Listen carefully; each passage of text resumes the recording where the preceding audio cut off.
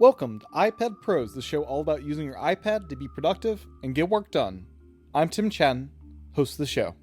This is the wonderful thing about having queues and so on, is that we're literally daily building the same app for Windows, for Mac, and for iPad. And so obviously we can't necessarily look at all of them with the same focus from a testing point of view every day and so on, but it's there every day, the latest version with the latest features in it. And I have an iPad here next to my Mac on my desk, and I can build the current development version on it and take a look at it any time. And yeah, we absolutely do think about the iPad now whenever we're building anything new in the desktop version, and it's now part of every design consideration. How is this going to work on the iPad? Do we need to do anything special for the iPad version? And over the coming months and years, we anticipate kind of re-architecting effectively the whole app in such a way that it will be easier still to make things work on the iPad.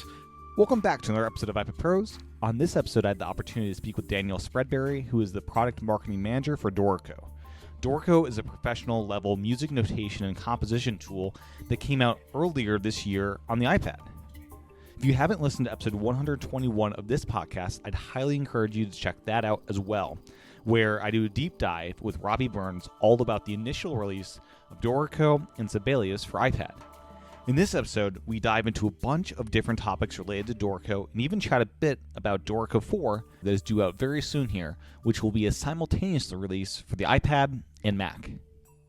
With that said, I just want to remind everyone that you can now financially support iPad Pros in two different places. First off, patreon.com/iPadPros.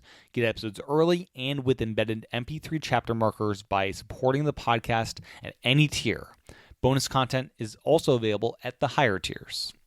You can also now subscribe to iPad Pros in Apple Podcasts.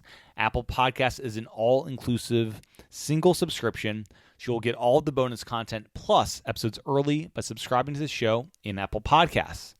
By default, subscriptions are monthly, but if you go into your subscription settings in the Settings app, you can switch it to a yearly plan.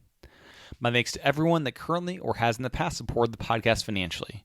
This podcast is not a quick one to produce, and your support is greatly, greatly appreciated. You can also support the podcast for free simply by leaving a review in Apple Podcasts. No matter your region, it really does help. The reviews help send the right signals to Apple to show this podcast more in search, helping others discover the show. If you have a minute today, I'd really appreciate you opening up the podcast app and leaving a review. My thanks to everyone that has already done that. With that, here's my interview with Daniel, all about Dorico. Enjoy. Welcome to the podcast, Daniel. Thank you very much for having me, Tim. It's nice that you got in touch to ask me to come on. I'm happy to come and talk about Dorico for iPad. Yeah, I'm excited for this chat. Dorico, when it came out, was kind of a revolution for me personally, as I was a as a kid, as a film composition aspiring kid. But in college, I was just regular composition and lived and breathed in Finale all day long, and Dorico wasn't even a thing back then. And when I heard... Just a twinkle in our eyes. Right? Probably not even a twinkle in our eyes. And then Dorico hit iPad. It's like, what's Dorico? Oh, it's like a full-featured desktop composition app for iPad. And it's been game-changing for me. I'm really pleased to hear that. I mean, it's when we started working on it, our big hope was that it would actually open up the application to a new group of users. Obviously, it's fantastic that we found so many of our desktop Dorico users are also very interested in using it on their iPads. I'm sure we'll talk a bit about that later on. But for us, really, the goal was to find a new set of customers, and obviously we would love it if some of those customers do also later on become users of Dorico on Windows or Mac OS. But we also wanted to deliver something that would be totally sufficient on its own terms for folks who wanted to use the iPad as their primary device. And maybe we're not perfectly there yet, but I think we've made a pretty solid start in that direction. So yeah, it's great to hear that it's been a game changer for you. That's brilliant. Yeah, I'm impressed with version 1 very much. So it seems like all the major things I need are there, and I have an aging MacBook Air that was made in 2011, so I'm not spending a whole lot of time on that these days. So it's nice to have my main computer, the iPad, have kind of one of the big missing pieces for this platform arrive. And kind of before we get to that, can you kind of introduce your background? Kind of, does the iPad play a role in your life, and what your background is with music notation software and how you use apps like Dorico? Sure, absolutely. So I'm Dorico's product marketing manager. I tend to think of myself more as the product manager rather than the product marketing manager. I actually have a colleague, Anastasia, who's far more proficient at all the marketing stuff than I am. These days marketing is so much to do with, it's not just like write some copy and so on. It's all the analytics and digital marketing and so on, which is all well outside my area of expertise. So my focus is definitely on the product. I've been working in notation software for 22 years now, I think. So pretty much straight after I finished my undergraduate degree in music, I was actually a singer for a while. I'm still a keen choral singer and choral conductor these days, although of course that's been one of those activities that's been seriously curtailed by the pandemic. It's just sort of starting to come back now. But I finished my undergraduate degree and I moved to Ely, which is a city in the east of England, just north of Cambridge, where they have a very beautiful cathedral. And I was lucky enough to be one of the lay clerks, one of the full-time, well, not full-time, but one of the professional singers who were part of the choir there. We always had extra gentlemen. It was always gentlemen in those days. I'm happy to say there's girls there now, but it was all boys and men in those days. But I sang there for a few years, and while I was doing that, that doesn't take all day, of course. I was trying to find something else to do, and I did a number of odd jobs. I was secretary to a social studies lecturer at one of the universities in Cambridge for a while. I worked in a computer shop, a high street computer shop, fixing people's PCs, and then got an email forwarded to me by the organist at the cathedral, telling me that Sibelius Software, which was a pretty new company in those days, was looking for a tech support person and a copywriting person, and I applied for the copywriting job, got the tech support job, and that was in 1999, and I've been busily working away on notation software ever since, basically. In terms of my own musical activities, as I say, I'm a choral singer and choral director. Because I did an undergraduate degree in music, I do compose and arrange, but not very much these days, to be honest. I do the odd bit here and there for my choir. I've been conducting the same chamber choir for a long old time, and I've done various bits and bobs with junior choirs and other things. So I've often need to write little bits and bobs, but I haven't written anything new seriously for a long time. I find that my creative energies these days go almost entirely into Dorico, which I've been working on since 2012, so that's nearly a decade now. So first sort of 13 years of my career I was working at Sibelius and went up through tech support, and then I was then responsible for writing the documentation, and then eventually the founders of the company, Ben and Jonathan Finn, kind of tapped me up to sort of train me up in product management, although we didn't call it that in those days, but I became the product manager for Sibelius around the time of Sibelius 3, and so I was then the lead kind of designer and what have you on Sibelius up to Sibelius 7, working in collaboration with the incredibly talented team that Ben and Jay had built around themselves then. And then of course Sibelius was acquired by Avid in 2006, and we all hung around there for a long time after that, until finally in 2012 they gave us the heave-ho, and so at that point we were incredibly lucky to be picked up by Steinberg, who gave us the opportunity to build something new. And so 9 years now. It was just literally on Friday was our 9th anniversary of starting at Steinberg, and it's been great. And in terms of the iPad itself and how it fits into my life, I did buy an iPad right when they first came out, and that was also around the time that my wife and I had our first child, our daughter Amelia, who's 11 now, and that was, I think the iPad came out the same year that she was born in 2010, and we've always been a kind of multi-iPad household, but I must say that I haven't tended to use it much for creation work. I've used it a lot for reading, for browsing, for playing the odd game. Obviously it's played a pretty major role in our children's life when we need to do something else and can't be giving them absolutely full attention every minute of every day. But we did back in the old days at Avid, we did write an iPad app right at the beginning of the iPad's life, just before we left there, which was what became known as Avid Scorch. We wrote that before we left Avid, so we kind of got in pretty early with the iPad, and thought that we would also do the same once we'd got to Steinberg, and we were building Dorico, but it obviously took a lot longer than we expected to actually really start working on it in anger. But I think that now that we've got, I think I didn't get a new iPad myself. I bought one for work, I suppose about this time last year, actually, once we really started working on Dorico for iPad in anger. And the difference between the old iPad mini that I'd been using, which was, I don't know, I can't remember how old that is, it's probably 5 or 6 years old, and this iPad Air that I've got now, I mean, wow, the iPad Air is an absolute beast of a machine. It's so powerful, and the Magic Keyboard and the Magic Trackpad is phenomenal, and of course the pencil. I had bought a pencil already for a 6th gen iPad that we bought. Again, I bought for my wife a little while ago, with the expectation that she would use it for some of her Photoshop and Lightroom stuff, which she did a bit, but I think she's maybe like myself, actually, I've been so wedded to macOS for 20 years or whatever, that actually, even though I think the iPad is a phenomenal device, and it is really cool now being able to stick my iPad on the piano downstairs, just on the music stand. It's so much easier to do that with an iPad than with a MacBook, and noodle around with Dorico in that environment. That's been phenomenal.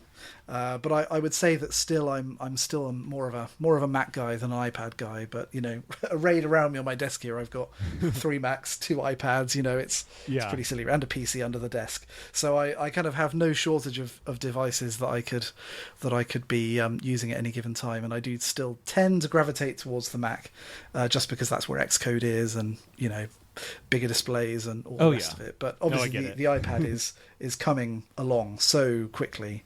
And in fact, of course, it was the fact that Apple decided last year to transition their Macs over onto the same silicon that's in the iPads that was again a sort of one of the final kind of kicks up the backside that we needed to really look again seriously at our ambitions of taking Dorico to the iPad, because after all, if we were going to be having to run Dorico on these processors on the desktop, then there was not really, apart from all the difficult software technical reasons, but there wasn't really any intrinsic reason why we couldn't do that on the iPad as well. So we had to get into it.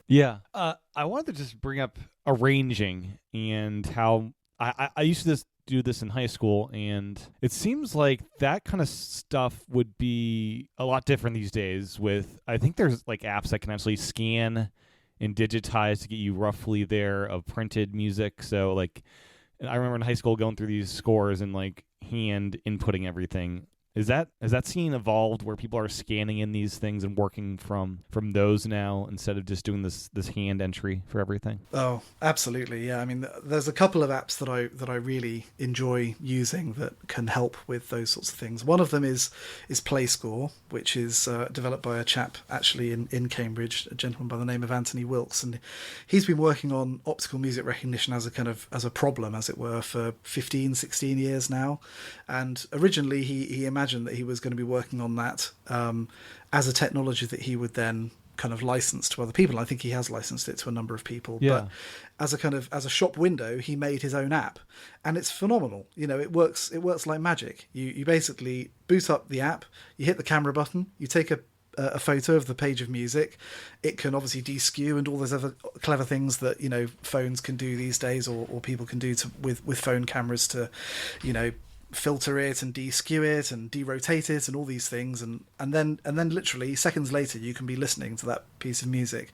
And with PlayScore you can also export music XML. And the other app that's similar is it's a bit more of a general purpose music app, and that's Music, which of course is a overall sheet music library app, but you can also now, with a feature called Live Scores in Music, you can take a photo, and again it's got, actually Music's one is kind of a different approach. It's kind of AI machine learning type approach, whereas Anthony's approach in PlayScore is kind of a bit more so-called traditional the approach that has been kind of academically pursued for a decade or more. So there's two different approaches. They have different strengths and weaknesses, but certainly, you don't need to input the music by hand anymore if you don't want to. And certainly, I think that the ability to just literally take a snap of a piece of music with your camera and then literally seconds later play it back is just phenomenal. Not only for arrangers, but for anybody who just wants to.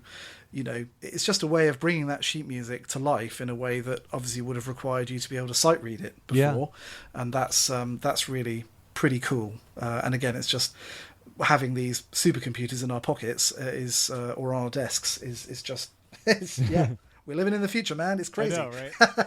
How does the technology handle multiple parts? Like if it's a orchestral score, is it able to figure out this is a different instrument and different line? I imagine you might have to input what instrument it belongs to. Yes, I've only tried it for my own purposes with solo piano stuff and choral stuff, which it's done pretty well, to be honest, I must say.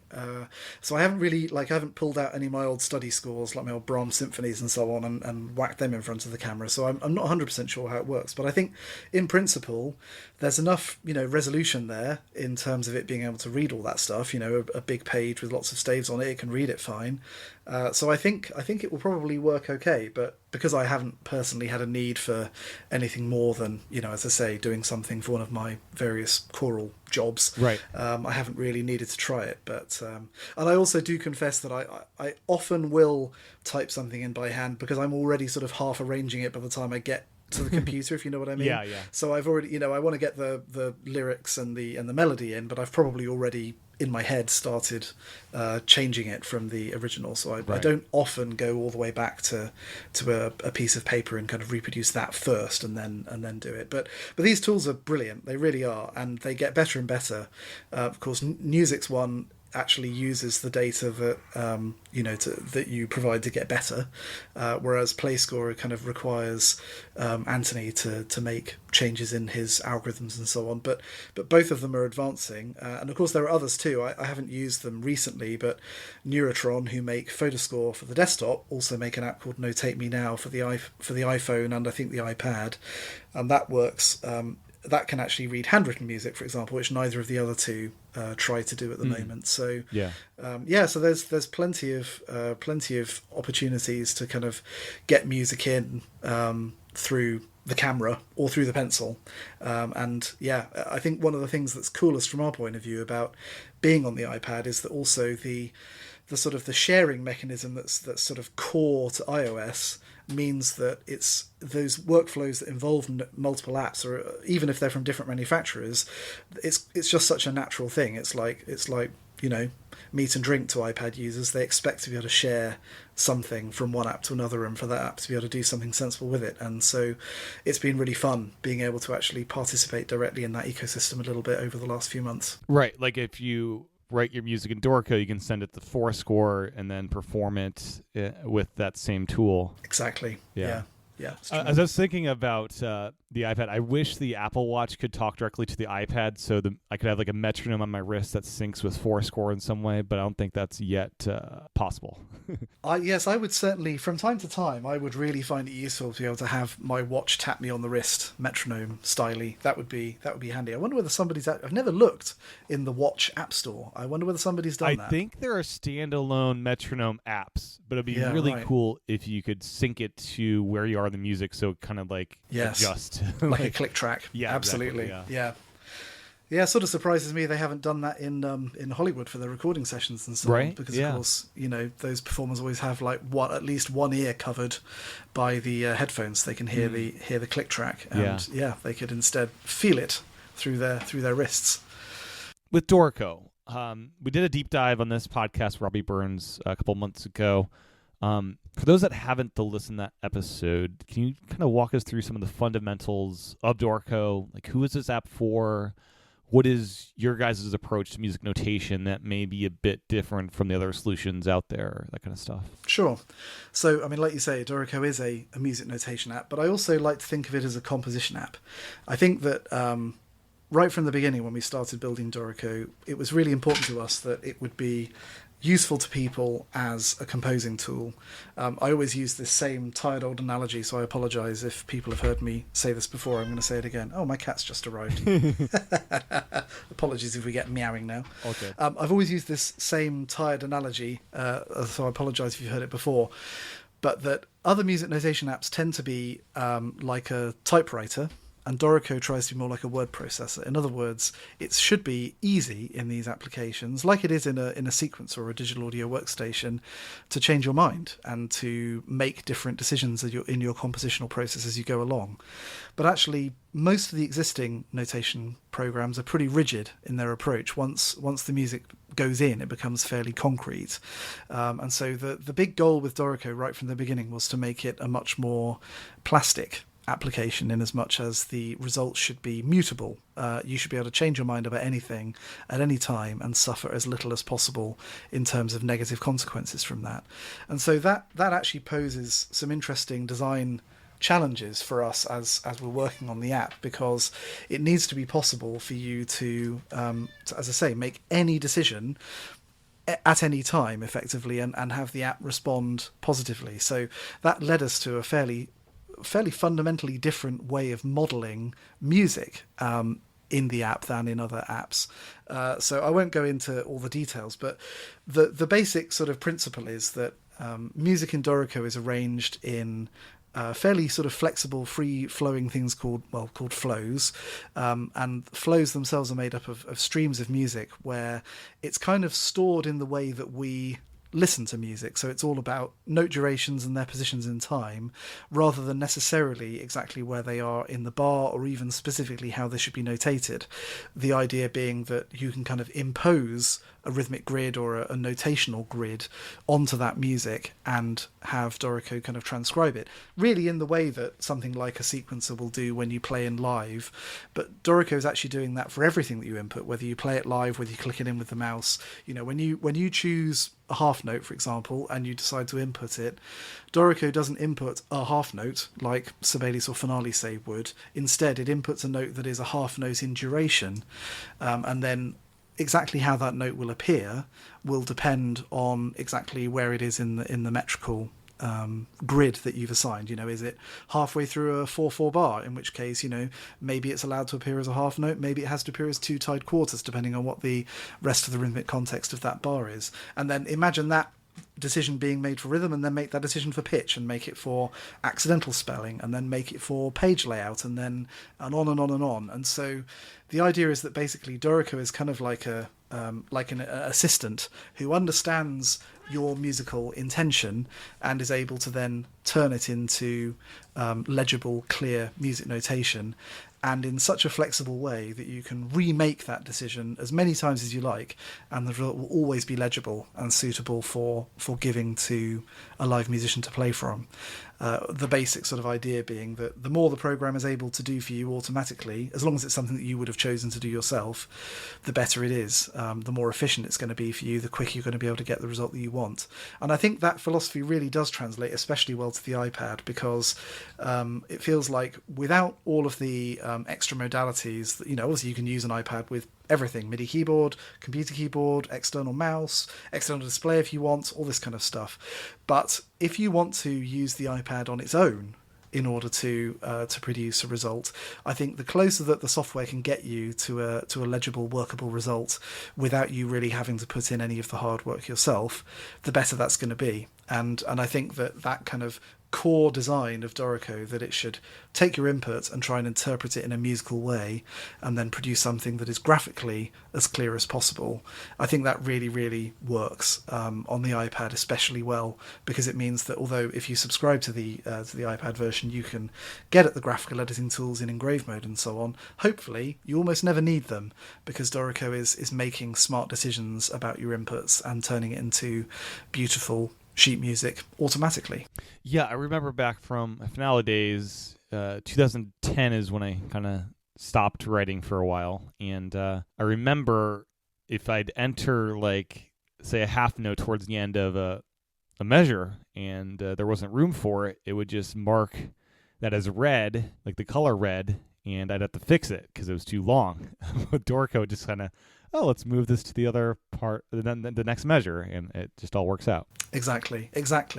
It really is, try to put as few barriers in your way. Trust that you know what you're doing as the arranger or the composer, and try to allow things that maybe don't make huge amounts of sense as a transitory state. One of the things that when we were working on Sibelius for all those years that people would often complain about was the fact that if you had a tuplet at the end of a bar and then you needed to kind of move that by some amount, you basically could never split a tuplet by a bar line, because the program just kind of couldn't really have any, a tuplet is itself a container, a bar is a container, and you can't split one container over the boundary of another container. So Dorico really doesn't use any sort of container type approaches at all, really. Tuplets do kind of exist in the streams that make up the flows, but bars are just imposed later on. So we decided that we had to solve those sorts of problems. It wouldn't be acceptable. It would be too much of a barrier to this idea that you are, as the composer or the arranger, you're kind of in command of what the app should be doing.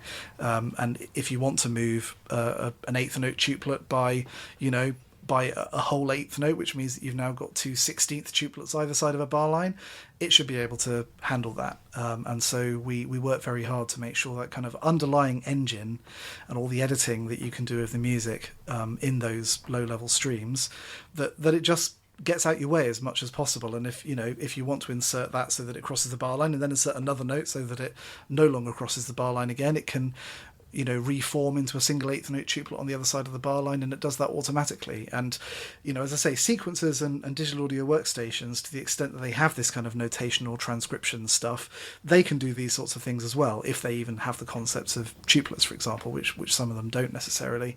But there's never been a notation program that gives you beautiful publication quality results, but also gives you this kind of freedom in terms of how the music is actually malleable by you in the process of writing and arranging it. So it was something that took us years to do when we started working on Dorico, and so I think that's one of the nice things about having all of that investment kind of in the bank, as it were, is that when version 1 of this app comes out for iPad, of course it's actually more or less equivalent to version 3.5 of the desktop app. In fact, it's 3.5 plus some extra things that haven't appeared in the desktop version yet. Yeah. And so as an iPad user, you're actually benefiting from 8-9 years of development work rather than 1. And so it's a pretty rich and mature environment even in version 1 on the iPad. And this kind of grid you talked about earlier, it's kind of really nice not to have to enter rests. Instead, you just enter where you want the notes on the grid, and it'll just put the rests in for you. And that kind of goes back to what you're talking about there with the flexibility. When your team started creating Dorico, you guys came from Sibelius, and they had the staff reduction there. And Sibelius is such a old application, and a lot of stuff has built up over the years. How freeing was it to have this clean slate to be able to start here and build this app that could fairly easily be ported to iPad because of this clean slate? I don't think Finale will ever get there just because of all the cruft they've built up over the years, that kind of thing. Yeah, it's interesting, isn't it? I mean, I remember when the team at Finale did produce an iPad app for a brief sort of period of time, again early on, kind of 2011, 2012, and I think that in lots of ways they would be able to do it if they put their minds to it, because I think that although Finale tends to move slower, or at least appear to move slower from an end user's point of view than some of the other apps, I don't think it's because they're sitting around twiddling their thumbs. I think it's actually because they're working quite hard to maintain that old code. Right. And I get the impression, obviously I don't know much about the internals of Finale. I've been lucky enough to meet a few of the people who work on Finale over the years, but so I'm certainly not an expert or anything like it, but I get the impression that they've always tried to use the native toolkits and things on both of their platforms. So I think for them it's more about their strategy lies in a different direction, rather than that it would be obviously it would take a huge amount of work. Nobody's saying that it's easy to make any of these apps, and I'm sure that's true for the team at Sibelius as well. But I think that they've already identified that the web is where their future lies. And again, it's sort of hard to disagree with that on the principle that, you know, something that you build for the web ought to be able to work on as many devices or more devices than something that you're building for Windows, Mac OS and iOS. So I think on one level, I think that's very smart. But to actually answer your question, which was it freeing to be able to kind of put down all the baggage that we had been sort of accumulating over years of working on Sibelius and start again? I mean, obviously yes, but also no. Yeah, because you guys have probably learned quite a bit over the years. And it's like, what do we actually need for a great just first experience, and from there build something else, you know, from there build the extra things. Exactly. So, you know, I think one of the things that people in the sort of software development business talk a lot about as a worry is this thing called second system syndrome, where, you know, you get a team of people who've built one complex system, and they get to the end of building that system and they go, wow, you know, okay, great, it does this and that and the other, and that's really fantastic, but look at all these things that we did wrong. Next time, if we ever had to build this again, we should make sure that we don't make this mistake, we need to focus more in this area. And the danger, I think, that you always have to be aware of, and I dare say we fell into this sort of trap a number of times, but, you know, even though you know all the things that you would do differently, what you can't allow that to do is to then make your new system like totally over-engineered and solving the wrong problems and all the rest of it. And I think that is a real challenge for a team that has kind of devoted, I mean, you know, I'd been there, as I say, by that stage 12, 13 years, and some of the programmers have been there even longer. Graham, who's our sort of most senior developer in the team now, you know, he'd been at Sibelius for I think a year or maybe even 2 years before I got there. So, you know, these are people who've devoted huge amounts of their creative energy and their professional life to building these things, and then actually it's very daunting to them be, I mean, it's, yes, very exciting and a huge opportunity, and one that teams just don't get very often, because certainly if we'd stayed at Avid, there was no way that they were going to say a little bit later on, hey, you know, do you want to build something completely new? We'll just wait for 5 years while you go away and do that. You know, it just wasn't, that was never going to be a thing that would happen. Yeah. So from that point of view, it was an opportunity that teams get extremely rarely, you know, and so from that point of view, yes, very, very lucky to be able to do that. But at the same time, the downside of that is that, you know, you have to build everything again, and some of those things are very, very difficult to build.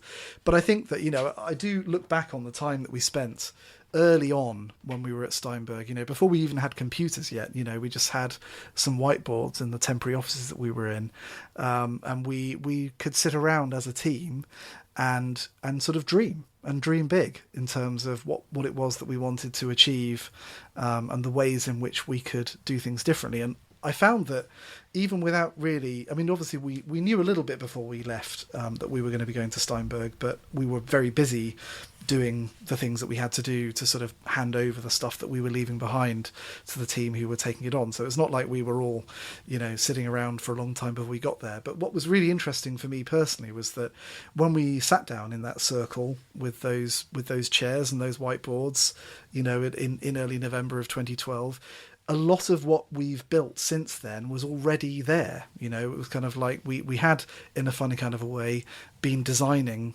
this software in our minds as we had been compromising on various decisions and not being able to do things in certain ways because of the constraints of the system we were already working in.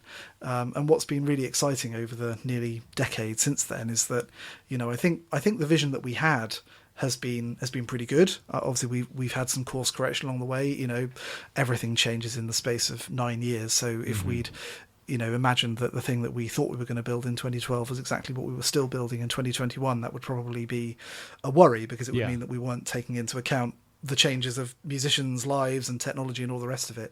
But if you sort of take the big picture look at it, what we outlined to each other in those early kind of months before Christmas of 2012, before we got computers and things and started, you know, doing some initial experiments with actually writing code and algorithms and things, what we've built up to now gets closer and closer to that vision with each new release. And I think that we have been guided by that initial period of a few months where we didn't have to actually be producing anything other than ideas and the vision for the app. They've really, really stood us in good stead, because as a group, we were able to really, really get united around one set of ideas about how this app was going to be built and what it would mean for our eventual users. What an amazing opportunity we were given by Steinberg. I'll always be grateful to them for that, and I hope that we are paying them back with the product that we're building for them. Yeah. So what kind of things has the team been able to add over the years? You're now at 3.5. What have been the big kind of milestone additions to the app since it initially came out? Yes, it's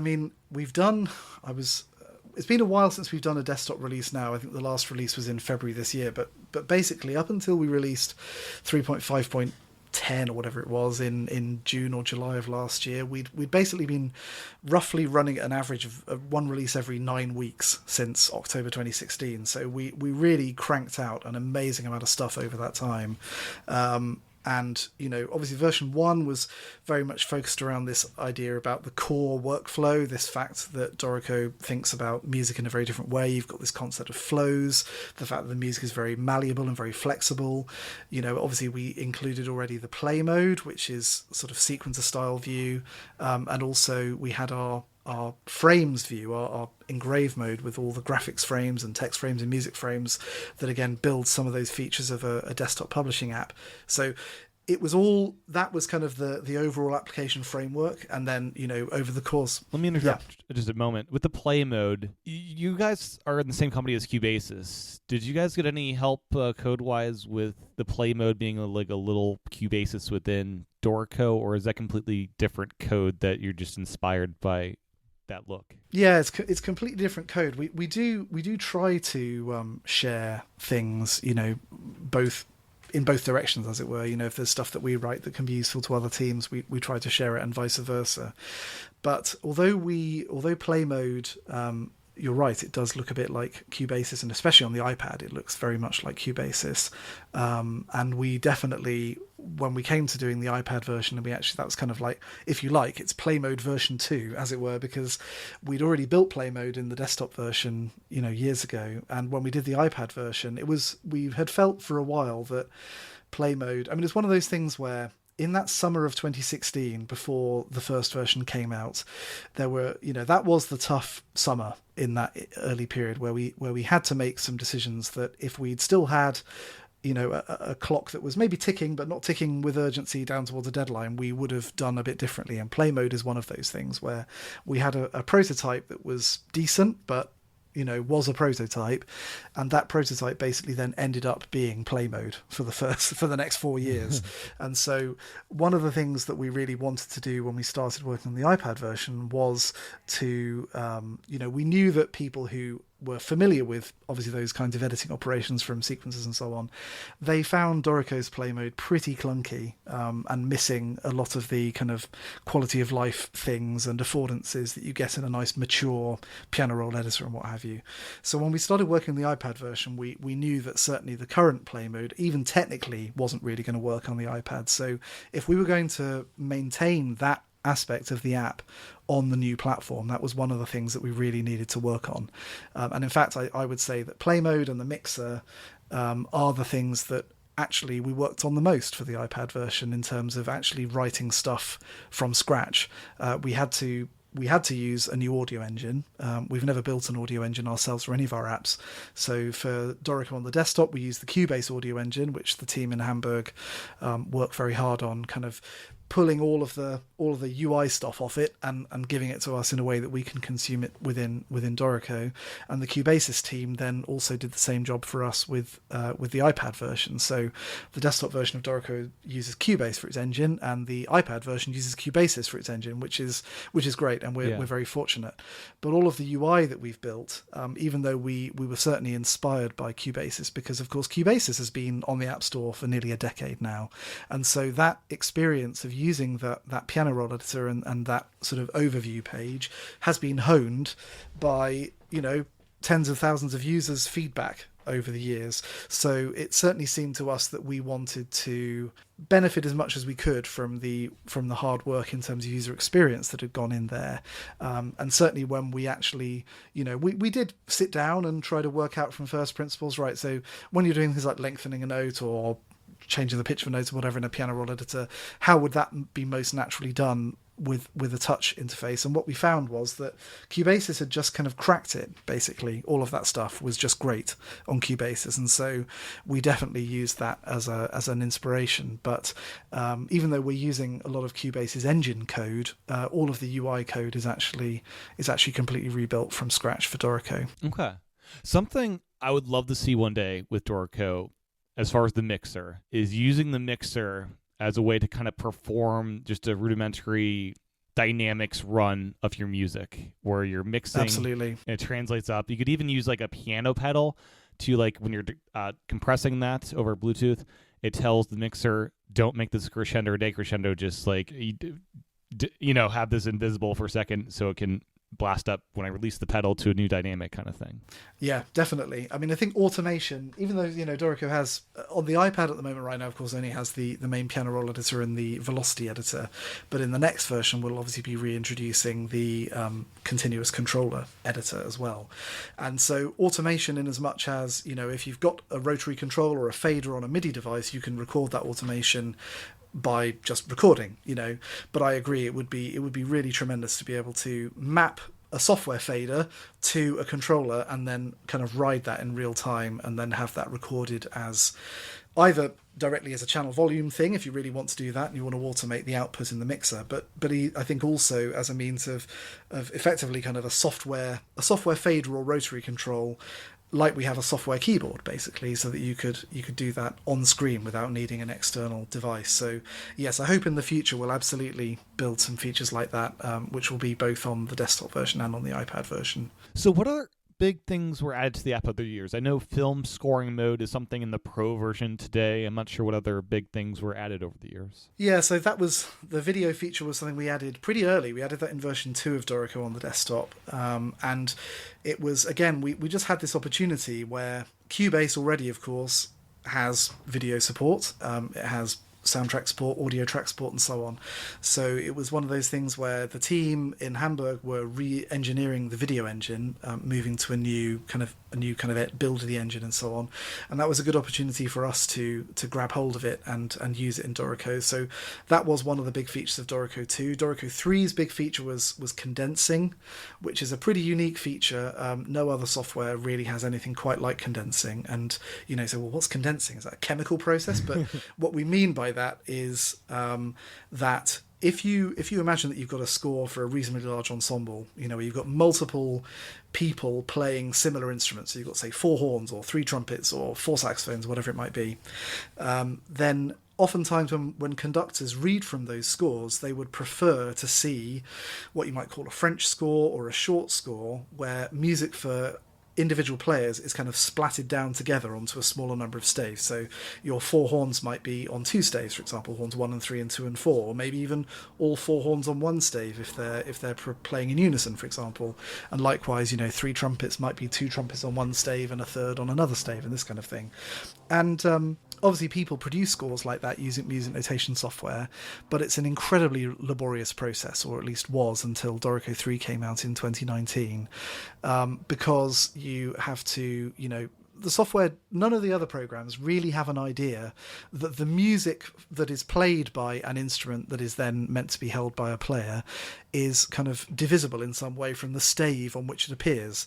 Whereas in Dorico, the stave on which the music appears is a kind of, again, it's like bar lines. It's a transitory thing. It's calculated fairly late on. So because of the way that Dorico thinks about music, we can have these separate streams of music for your 4 horns, for example, and then when we actually come to lay the music out, we can then decide, well, actually, let's put the music for in this particular passage on this system, say on this page, let's put the music for horns 1 and 2 on this stave and 3 and 4 on this stave, and we can then figure out whether or not the music can be shown in unison, or whether it requires rhythmic unison but the notes are actually 2 note heads to a stem, or whether it really needs to be written with independent voices, stems up and stems down, as long as the lower player doesn't cross over the higher player, and this kind of thing.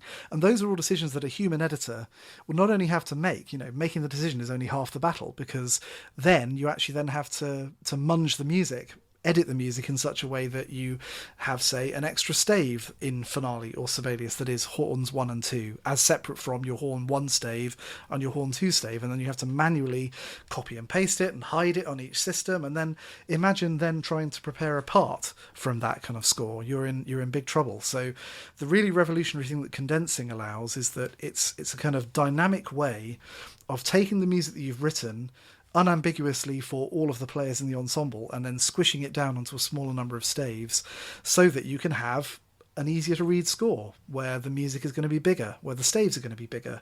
The number of conductors who have to perform premieres, for example, for new works on A3 or 11 by 17 paper where the stave size is absolutely titchy because it's so laborious to produce a condensed score that would allow the stave size to be 25 or even 50% bigger, because the software tools just don't make that job easy. And so adding that in Dorico 3 was the culmination of, by that stage, we'd done probably 2 or maybe even 3 years work on it in the period before Dorico 1 came out, and then we had to kind of put it down. And then we certainly did another solid year or more's work on it in the run-up to Dorico 3. So, it's kind of 5 years-ish of engineering and research and development work to deliver that feature. And again, I'd be, never say never, but it's one of those features that I think is so difficult to do, not because it's impossible to reason about.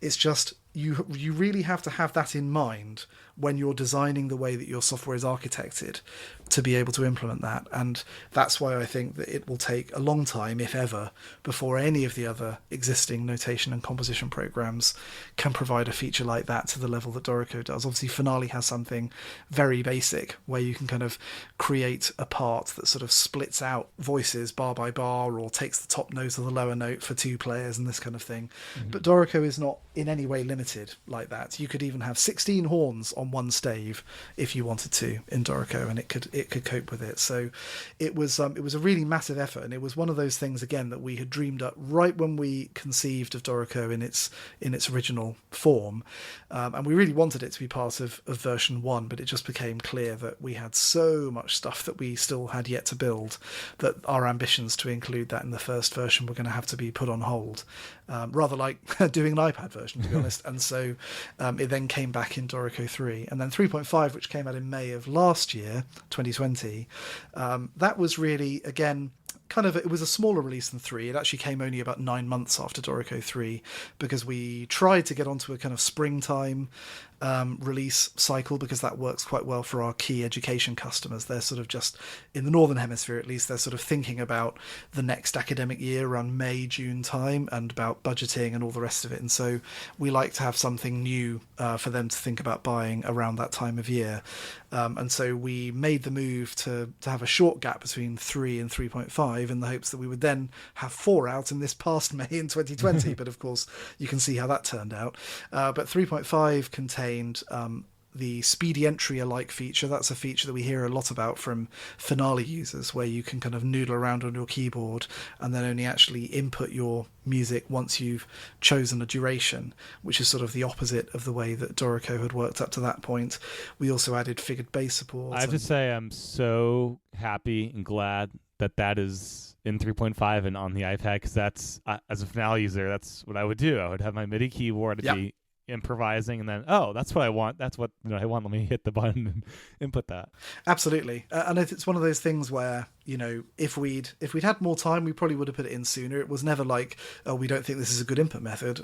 We knew, even from our experience of working on Sibelius, that it was something we implemented in the last major version of Sibelius before we left there. So it was always something that we wanted to do, but again, it's sort of just took a while to get to the point where we felt that was the thing that we could focus on. But it's been very well received, that feature, and I think again it's been kind of the last thing that some Finale users needed to be there, because it's just like, it's muscle memory, isn't it, for a Finale user of long standing. So yes, it was important to get that in, and that was one of the big things in 3.5. And then since then, as I say, we originally had planned to have version 4 out earlier this year, but not only because of the pandemic, although the pandemic certainly did have an impact on things, but just because of there was some big technical stuff of various kinds, in terms of, obviously Apple announced last summer that they were, or summer of 2020 I should say, that they were planning on transitioning from Intel to their own Apple Silicon stuff. So that was one thing. Dorico is built on the Qt framework, and they were also in the middle of their first sort of major version transition in a decade. We at Steinberg are also working on a successor to the aging e-licenser sort of system that all of our software products on the desktop have used for getting on for 30 years now. And so that, that's obviously a massive project, and actually several members of our team have been directly involved. It's been really good cross-functional effort across the company, with people from all sorts of different areas of the company coming together to work on that project over the last, more than a year now, of real actual implementation work. And that will also be sort of bearing fruit fairly soon. And in fact, as we record, in a few days there'll be some information about that arriving on our website. So lots of things kind of ended up coming along that sort of threw our original schedule into disarray. But that was actually what gave us the opportunity to then finally prioritize the iPad version, because we were going to be, we could have decided to just add more and more features to Dorico 4, or whatever it was. There were lots of other ways we could have chosen to spend our time, but we decided that at this particular moment it felt like now was the right time to take basically half of the team, leaving really only 2 or 3 people working on the desktop version at that point, because the others were working on the licensing project, and basically devote most of our available development resources to the iPad version. And we started in, we started properly in January of 2021, and then we shipped at the end of July. But we did do a little bit of preparatory work at the end of 2020, and so that's really what we've been working on. It's impressive doing that in 7 months. The QTE framework, the Qt framework, how easy is that and malleable is that to make this app available on iPadOS, and what kind of limitations has your team found itself running against? Are certain OS level features not as easy to talk to, like, for example, keyboard shortcuts, things like that? That's really the tricky thing with. Qt is amazing, and there's a reason why. If you want to say, there are 4 big music notation programs. There's MuseScore, there's Sibelius, there's Dorico, and there's Finale, and Qt is the technology used behind 3 of them. And I think there's a reason for that. Finale being the one that isn't based on Qt. If you're a relatively small team trying to build a rich, sophisticated document-based cross-platform application, and you don't want to build everything multiple times, or spend most of your development time on building a framework to make that possible, Qt is really the only game in town. And so it's wonderful, it's powerful, it's obviously itself the product of decades of work by teams of various, it's had various kind of corporate overlords over the years, but it's been pretty continuously worked on since the 90s, and it's great, it's really, really good. But the downside of any cross-platform application framework is that you are then, if you then want to get at the particular capabilities of any of the target platforms, if the team building the framework haven't chosen to make a sort of a wrapper, an API that allows you to get at those system level things, it's not there. It's simply not there. Yeah. So, there's a whole bunch of things that Qt doesn't allow you to do that are platform specific across all of the platforms that it targets, because, of course, it's trying to give you the ability to create a reasonably consistent user experience across all of your platforms. But the downside of that is that then, it does have support, for example, for what they call a tablet event, but it's not quite the same as using the Apple Pencil, using the native Apple APIs. It gives you access to the file system, but it's not the same as using Apple's native files stuff, and so on. So The benefits are there. There's no way a team of our size, which is really only 8 developers, there's no way that we would be able to develop an app of the scale and sophistication of Dorico for 3 platforms without Qt. But the cost of doing that is that there are certain sacrifices that we have to make, or certain things that are significantly harder to do on one of those platforms than if we were writing just for that one platform. And so that's then the challenge, is how do we balance the fact that obviously, with good reason, users have expectations about things that should behave a certain way on each of the platforms they use the software on. And in lots of cases, Qt helps us and gives us the ability to create a reasonably consistent experience that is both easy for us to write and also works reasonably closely to how the end user would expect on that platform. But when you have something that's really, really unusual, like the way that iPads handle file management or sharing, inter-application sharing, or Apple Pencil or something like that, then, or even push notifications or something like that, then you're kind of on your own. And then, of course, at that point, it's not necessarily that the job is difficult. We've done quite a lot of iOS specific bits and bobs, whether it is sharing, whether it's in-app purchase, whether it's, various things like that, file management and so on. We've implemented stuff on our own. But obviously there's a limit to how much we can do. It's all opportunity cost, as we like to say in the business. Everything we decide to do means that we can't decide to do everything else that we could have done instead. Right. And so it's prioritization and decision making, and that's very hard. Yeah. Some of the big ones for me that I hope you can figure out a way to extend Qt is with the trackpad being able to magnetize towards the icons, and also the trackpad on iPad is able to transform in the whatever shape you want it to be. So I'd love the ability for the transform when I'm on the staff to tell me which note I'm on, which ledger line I'm on, and stuff like that. That would be really great. And then also the keyboard shortcuts, holding down command and somehow talking to the feels like thousands, but probably hundreds of keyboard shortcuts that you can customize on iPad, and it's great they're all there, but it'd be nice to have that little overlay to tell you what's what. I agree. Yeah, I mean, we did look into that when we were working on it, but it was just not going to be. It was going to be something that was going to take us, in the order of weeks to do. Yeah. And we just decided that at that point, it was going to be, we could spend our attention better in other areas. But no, I mean, I completely agree. Even the fact that you can't do a 2-fingered scroll on the trackpad is annoying, and that's because Qt doesn't kind of recognize it, at least not the version of Qt that we're using right now. And again, there's this sort of whole big transition going on in Qt world as well, which is something that we and I'm sure all of the other vendors who are building applications on Qt are kind of also making these difficult judgments at the moment about when is the right time to jump onto this major new version, right? Which doesn't necessarily introduce any more specific platform-specific functionality in a big way, but just kind of approaches some of the key things like how input events from either the touchscreen or the keyboard or a mouse or a trackpad or whatever. There's lots of changes in that very, very fundamental area, for example, that I think will give us the opportunity to enrich that experience across both, Windows with touchscreens and iOS and so on in the future. But it's as the saying goes, I guess you have this saying in the States as well, you can't make an omelette without breaking some eggs. And so these things are never a straightforward upgrade, if you want to move to a major new version of anything. And it's just as true for those of us building software as it is for end users who are deciding whether to upgrade to, the next big version of Word or Photoshop or whatever. We have to make trade-offs and decisions about what's the right time to kind of jump on these things.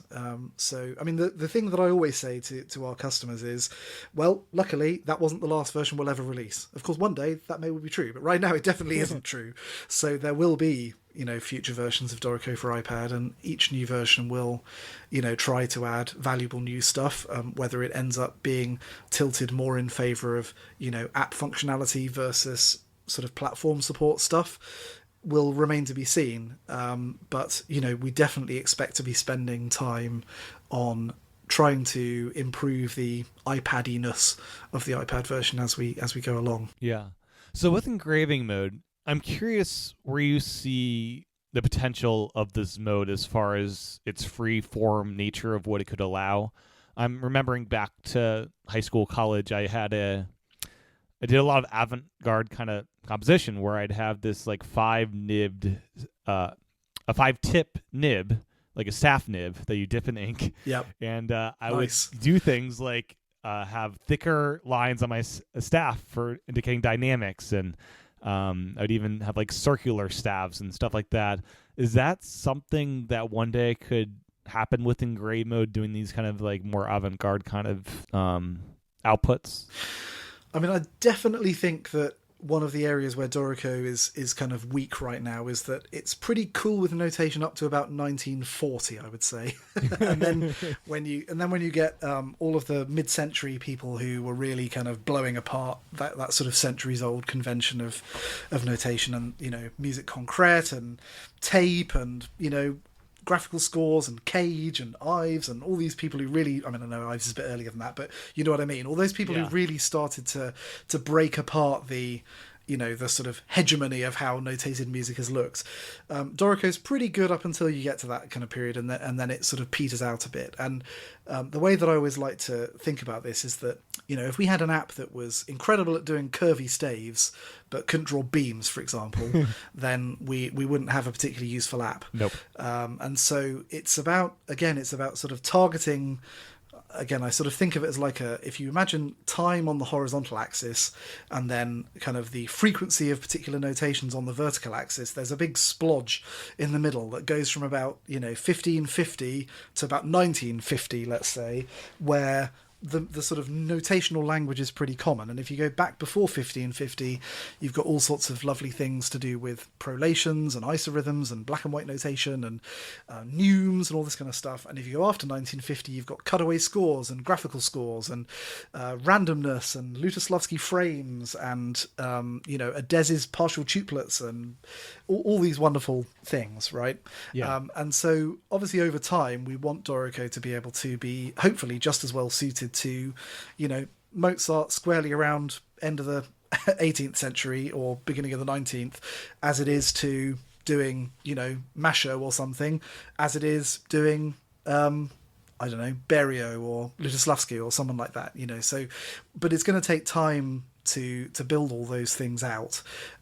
Whether we'll ever get to the point where you can have totally freeform circular staves and things, I don't know. I mean, on one level, it's about how general purpose can we make, because if you have a circular stave, then you basically be able to rotate any graphical element. Right. And, for example, drawing a beam at that point becomes not drawing a filled path of straight lines, it becomes drawing a filled path of curves. And so, well, that's not that difficult for a computer to do.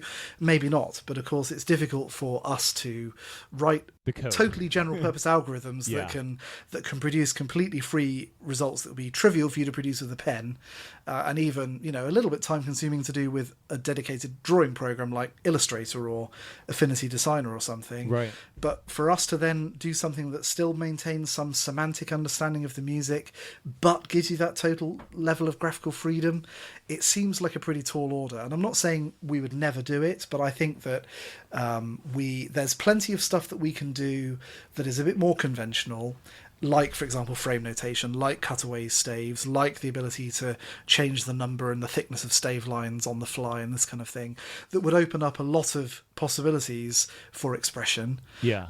But without going all the way towards making somehow Dorico this magical drawing program that also right. is incredibly great at engraving music. Yeah. I'm not sure there's many tools that could do that kind of freeformness that I'm looking for. And I'd imagine Apple Pencil could be an interesting tool for Engraving Mode for some of these more interesting concepts of music. Yes, I think so too. I think one of the big challenges with Apple Pencil is that if you're not going to use it for handwriting the music itself, what are you going to use it for? Right. And I found handwriting music with Apple Pencil just slower, even if it's an accurate translation. The apps that do it and do it well, it's still, I don't prefer doing it that way. I'd much rather use Apple Pencil for the cleanup process of, let me add dynamics and articulations with the pencil and have it smartly add those to what's on the page. Yeah, I think I agree with you there, to be honest. And I've tried a number of the different apps that are out there that, purport to do handwriting stuff. And of course, I have great admiration for the effort and the work that goes into all of those. But for me personally, they just don't work. And I find that, and I've always felt this way, really, and I feel the same way almost about MIDI keyboards almost, which is that even though, it's pretty basic, it's been the same for many decades now, but the fact that we've got, when we're using a real keyboard, you've got 102 or 108 buttons in front of you, which can be used in any number of combinations with as many fingers as you can hold down, that then allow you to access all of these different features, And the same with, the piano is a pretty great user interface, right? You want the note, you hit that button, and there it is. So I think that, using the Apple Pencil to write music is probably not the best way to use that as a kind of modality, for editing and so on. But I agree with you that I think things like annotation or adding stuff quickly, or even just using it as a very fine finger. We resisted having any kind of ability to place the note directly on the score in Dorico for iPad. That was a decision we made early on. And partly that was because we knew that we wouldn't really be able to do any specific Apple support and Apple Pencil support in the first version. I think that, a big fat finger placing notes just doesn't work. Obviously, the pencil being smaller than the note head, that can work. So I think that in the future, again, I think it's really contingent on us being able to get, part of it is that Dorico is a desktop app, right? We spent years building it for the desktop. And so even once we kind of bring it over to the iPad, and we spent months, trying to make it more touch friendly in lots of ways, there are still lots of things that are not as easy for us to add touch capability to as we would like. And so those things need a bit more of a kind of re-engineering around them. And one of those things is actually, annoyingly, direct interaction with the score view itself. Because, of course, it has to do so many different things. You have to be able to zoom it, you have to be able to scroll it, you have to be able to select things, input things, delete things. You have to be able to use your finger, your mouse, a trackpad, theoretically, the pencil, theoretically. And when we originally built that whole element, partly Qt itself was not as well sort of suited to distinguishing between all of those different input methods as it is now, and it would do things like, you touch it with your finger and it would helpfully synthesize a mouse event and tell you, yes, the user clicked the mouse there, for example.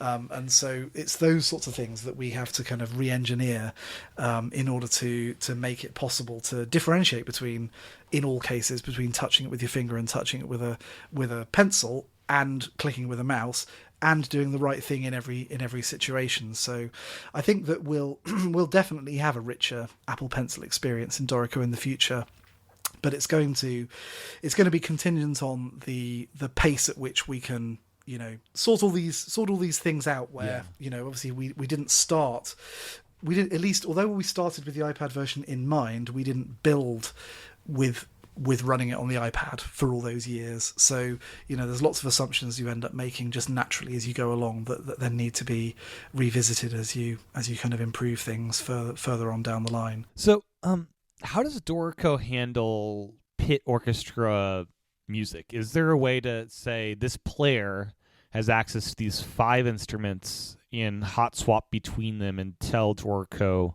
to switch in middle of a staff to go to a different instrument? Does that concept exist? Absolutely, yes. I mean, it was actually one of the very first things that we decided we wanted to make easier than the other programs, and that's actually the main reason why we have this idea of the player in setup mode. When you add music in Dorico, you don't add it directly. You don't just like have a stave and that stave is flute 1 or something, as I've already mentioned, because of things like condensing. Dorico's got this sort of rather more dynamic idea about what the music actually is, and that goes to players as well. So you have this notion of a player which corresponds to a human being, and you can assign multiple instruments to that human being. So you got your multi-reed player, for example, typically in a pit band, say, and he or she will have multiple, might be, take your pick, bunch of saxophones and a clarinet or whatever it might be.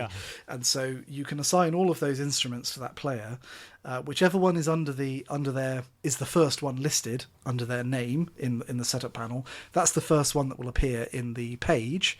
But if you switch to galley view, which is Dorico's version of kind of scroll view or panorama, depending on what term you're familiar with, then you'll actually see all of the staves for all of the instruments held by that player on top of each other there. So you'll see clarinet and alto sax and tenor sax or whatever it is. And then in galley view, you can simply write on whichever instrument you want the player to be playing at that moment in time. And then when you switch back to page view, Dorico will automatically take care of the transitions for you, including the labeling, any change of clef or key signature if the instrument transposes by a different interval, for example, like B-flat, clarinet and alto saxophone, of course, have different transpositions. So it will handle all of that for you automatically, and all of that's possible in the iPad version too. You simply assign multiple players to the player, multiple instruments, I beg your pardon, to the player, then switch to galley view, and then you can see two or more instruments belonging to that player. Then you simply write on the one that you want them to be playing at that point, and Dorico takes care of everything else for you. And the really neat thing about this is that if you then discover later on that actually the alto sax is going to be played by your Reeds 2 player rather than by your Reeds 1 player, you can simply, in setup mode, grab that alto saxophone instrument from the one player, drag it to the other, and everything updates instantly. The other part now contains all the instrument changes for the... Yeah, it is pretty cool. Because, like, I imagine, like, in high school pit orchestras, maybe, like, you thought, oh, this player might actually do that part, but let's move it over to that other player that's maybe more proficient in this part. Yeah, exactly. And it was really, again, it's all part of this kind of idea that you should be able to, there shouldn't be a decision that you make as part of putting together your music that has a high penalty of time associated with it. And, you know, if you, obviously you're very familiar with Finale, and if you were trying to deal with that kind of doubling situation in Finale and then unpick it on the day of the dress rehearsal because it's actually going to be ended up played by a different player, ooh boy, you've got some problems on your hand. You're going to be drinking a lot of coffee and staying up pretty late that night to get that done. Whereas in Dorico, you can simply, it's literally 1 or 2 seconds to drag that to the other player, and then 2 minutes to check the part still looks good, and you can reprint and you're good to go. Yeah. So how does Dorico handle, in piano music, you often have in the same staff like a whole note, then above it a series of 1/8 or quarter notes. I know some applications use the concept of layers, but I don't think layering exists within Dorico. No, that's right. So we call it voices in Dorico, and you can have as many voices as you like on a staff. One of the things I remember being very amused by when the first version of Windows and Mac came out in 2016 was that the person who wrote the review for Scoring Notes, sort of preeminent blog of our field, they managed to put all 40 voices from Talas's Speminalium on one stave, which is obviously totally illegible. But on the other hand, Dorico did at least make sure that all of the notes were not on top of each other, so it would arrange them into columns one after the other. So yeah, Dorico can handle, even classical guitar music where you often have 3 or possibly even 4 independent rhythmic voices going along on a single staff. Dorico can handle all of that very easily. So when you're on your piano stave, for example, and you put in your whole note, then you press Shift V, or you click in the notes toolbox on the left hand side. If you don't have a keyboard attached, there's a little note with a plus next to it, and that means to add a new voice, to start a new voice. And you'll then see that the caret shows the direction of the voice to the bottom left of the orange line. It shows you that, okay, it says +2 downstem or something like that. It means you're starting a new downstem voice. Then you simply play your music in, whether you're touching the on-screen keyboard or using your MIDI keyboard, whatever, and Dorico will automatically then, do all the things it needs to do. And then once you've got that voice started, to then switch between the upstem voice and the downstem voice, you simply either press V, or you'll see that button that you did have that was a note with a plus next to it in the toolbox now looks like a button with both a stem up and a note with a stem up and a note with a stem down, and that one's the sort of switch between the voices on the stave button. And so that's the equivalent of hitting V rather than Shift V on the keyboard if you have one attached. And so it's very, very easy. And again, like you already mentioned earlier on, Tim, the nice thing about using note input in Dorico is you don't have to worry about rests. Yeah. And so actually, for example, Dorico will cleverly not bother showing rests for that second voice in the bars where it doesn't appear at all, for example. So you don't need to worry about having lots of extra rests to deal with. And of course, you never basically need to input a rest in Dorico because, as you so rightly said, you simply position the caret at the place where you want the note to appear, and Dorico will work out whether any rests need to be added and do it for you. But it is worth saying that sometimes, of course, when you're doing, like, if you're doing, say, a short choral score or something, you might normally be writing, say, soprano and alto on one stave, and you're normally writing it in one voice. But then, say, the altos have a passing note, and you just want to show a pair of eighth notes for that third beat of the bar or something. In that case, Dorico will, by default, pad the rest of the bar with rests for that downstem alto beat that you've got there. And so in that situation, you can then select, you can do it either one of two ways. You can either select the rests themselves that you don't want to appear, and on the iPad you open the little contextual menu that's in the secondary toolbar, the little dot button on the secondary toolbar, and then you can choose remove rests from in there. Or you can use the properties panel instead, which some people prefer to do, and you can basically say that first note in the alto, the downstem one, that one starts the voice, which means that any rests before that will be removed, and then that second note you can say that it ends the voice, and then any rests after that note in that voice will be hidden from that point. And then as soon as you then start that voice later on again, then of course Dorico then feels free to start adding rests at that point again.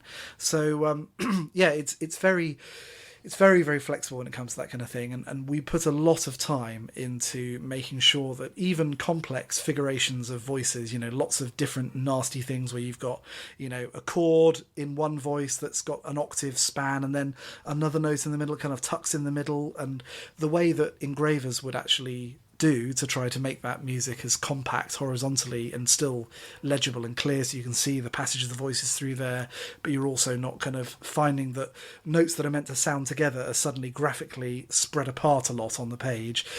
We spent a lot of time working on algorithms to try to, pair up voices and really interlock them in such a way that it produces a nice compact result. And I think, there's no tool that does as good a job as that automatically. Obviously, human editors can still disagree about the exact solution that you end up with. But again, in the spirit of you just type in the music and Dorico will at least make sure that it's totally legible, Dorico does a much better job of that than anything else out there. Okay.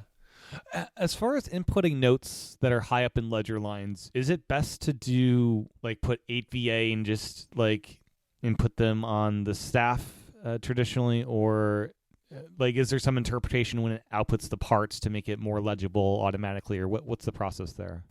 Yes, I mean, the sorts of instruments where you typically have those kinds of issues are either brass instruments that are written one way in the score, and then, the player might say prefer to read them in a treble clef transposed up by an octave, or whatever it might be, because different families of instruments have different conventions. So if it's one of those cases, then Dorico will generally handle that automatically, in as much as, you can look at the score in concert pitch, and the instrument will show one clef, say, and then you look at it in transposed pitch, and it will show a different clef, and it may also transpose the music by an octave or more. Like, for example, we're all familiar with piccolos and double basses. The piccolo is written an octave lower than it sounds, and the double bass is written an octave higher than it sounds, and so is the guitar, and so on. So Dorico handles all of those things for you.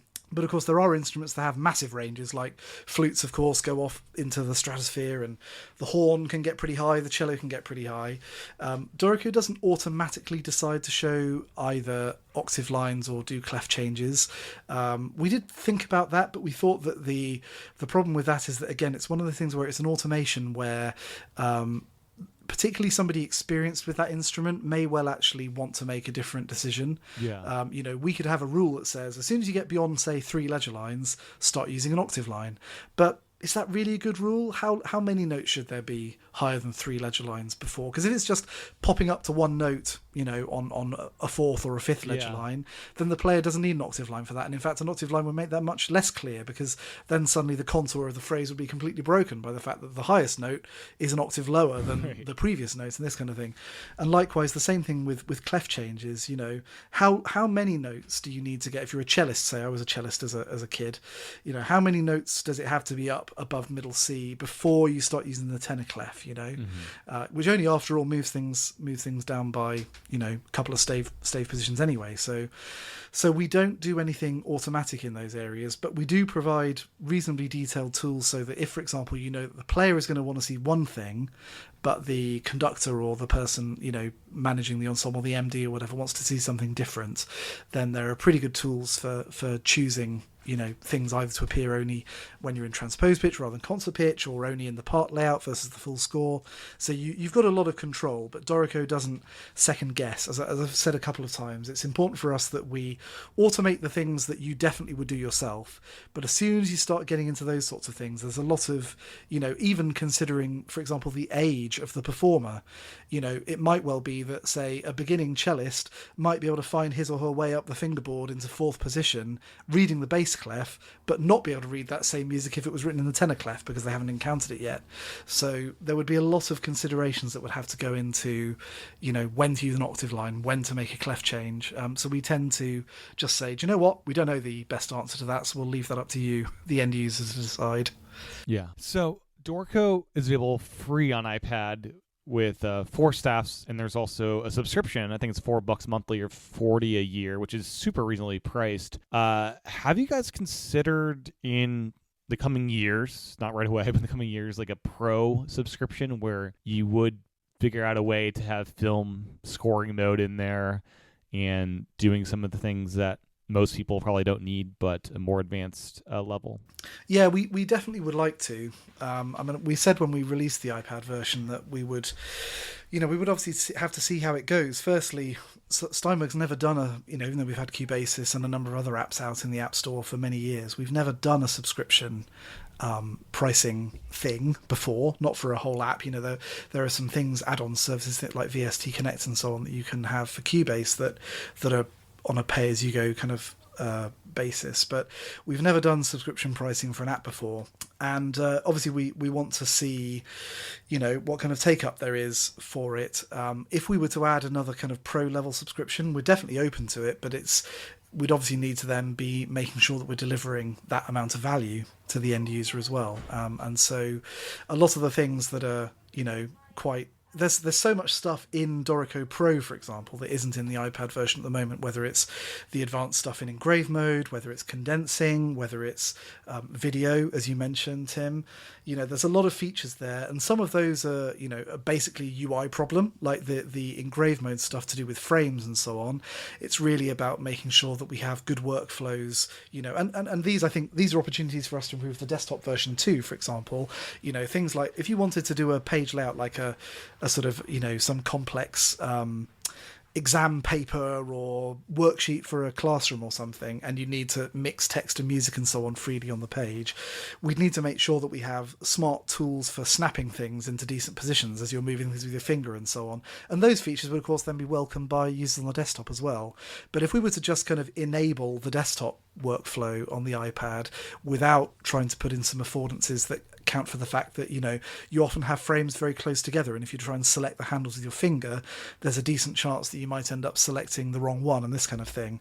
And some of the UI is either very numerically based, you have to do some things in the properties panel, so there's a lot of considerations around that. And something like video, of course, at the moment video actually uses a whole other engine and it's shown in a totally separate window, so we then have to find a way of showing that within the Dorico window somewhere that would make sense for that. And yeah, with video, I'm curious if you could somehow finagle the picture-in-picture mode on iPadOS, so it would be this little floating window, and then also a different mode that a user could be in is external display mode, where when they hook up to a monitor, that external monitor, all it shows is the video playing. And that there are some like creative solutions I think that could be done for dealing with video. But yeah, as you said, I think there would have to be a little mini display that you at least have to hit the pop out to get picture mode initialized to begin with. Yeah, exactly.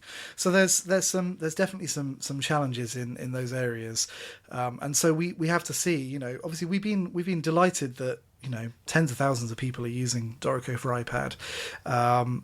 Perhaps not as many people as we would ideally like as subscribing yet, and we will be adding some more functionality. When we bring out Dorico 4 relatively soon, that will also be accompanied by a new iPad version, and lots of the new features that we are including in Dorico 4 will, where it makes sense, they'll make their way over to the iPad.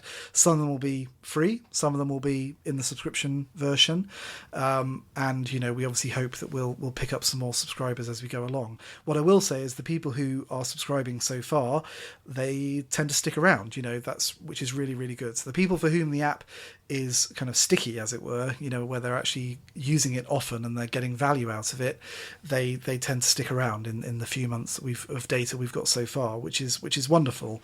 But we to make those kind of big investments in unlocking that pro functionality and kind of rebuilding it so that it would be really useful to users on the iPad, we need to make sure that we're putting our limited resources in the right area, because at the end of the day, although Steinberg is a wonderful company to work for, they do nevertheless have certain expectations about, we should make some money and this kind of thing.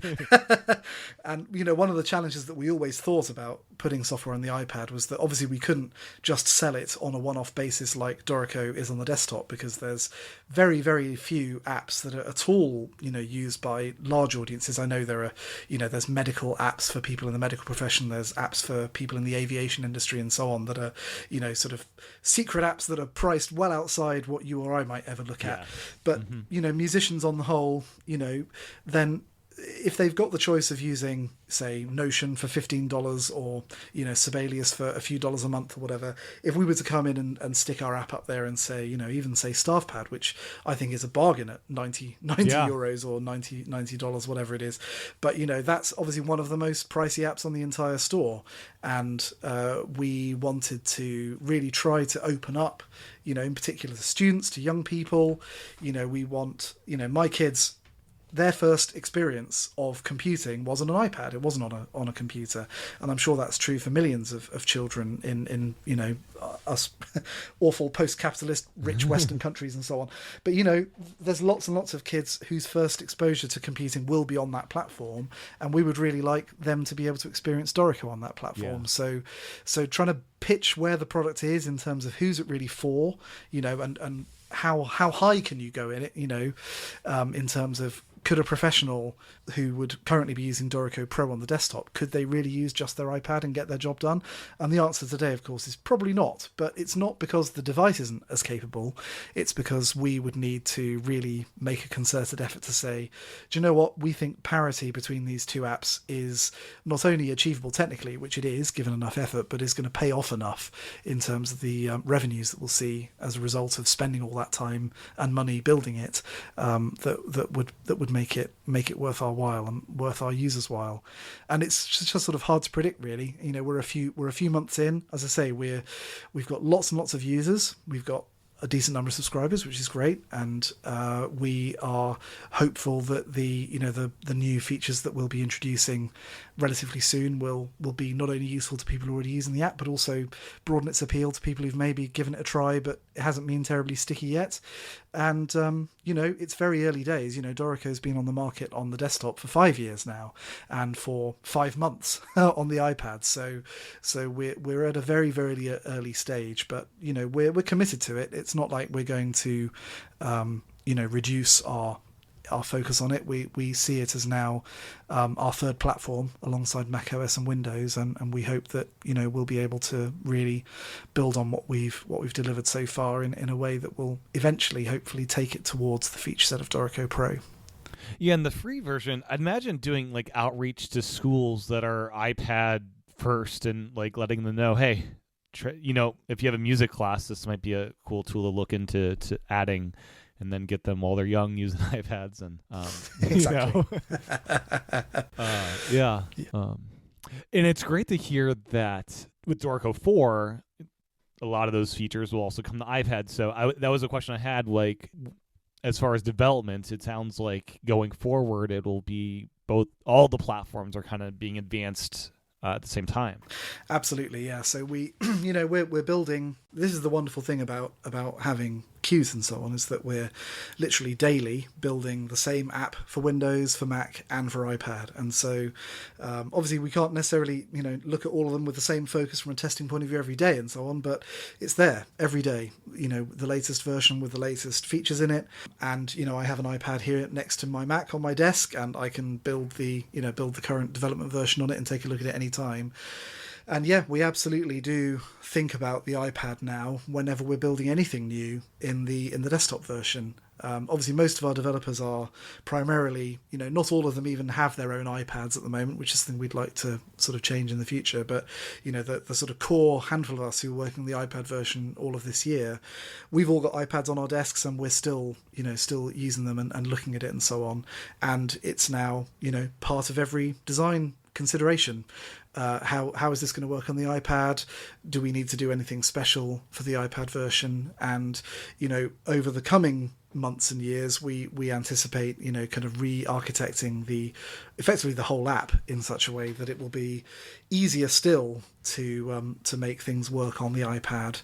And it's absolutely part of our plans on a daily basis now. That's awesome. And one of the big updates you guys shipped shortly after the launch was removing the 12 limit staff limit, which is what I think Elements has with it. So unlimited staffs on the iPad, which is the same as the Pro version. And I'm so glad you did this, because how I use Dorico mainly is as a music journal. Every month I open up a new project and I add a new flow every day, and I'll want different instrument combos. And now I don't need to worry about hitting that 12 limits if one day I want a different set of instruments. That's really interesting. I've not heard of somebody using Dorico like that, but that's really fascinating. I hope you share some of your doodles one of these days. But so I mean, the main reason that there were two reasons why we didn't go out with that to begin with. One was that we just didn't know whether or not that was really what people wanted, and I suppose you can say, and we'd obviously been beta testing it for a while before it was released,